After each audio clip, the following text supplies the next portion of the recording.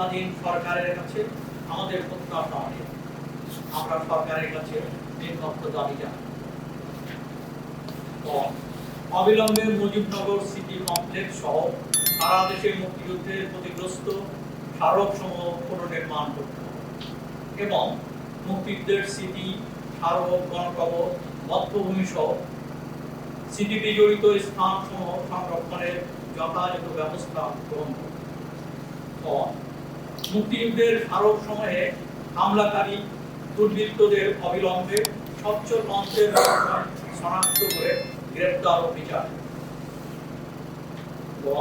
যথাযোগ্য মর্যাদায় রাষ্ট্রীয়ভাবে মুজিবনগর দিবস পালন করতে হবে।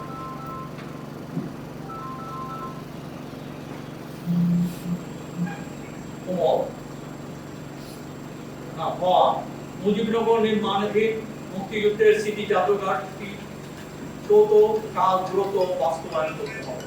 পাশাপাশি সেখানে মুক্তিযুদ্ধ গবেষণা কেন্দ্র স্থাপন করতে হবে।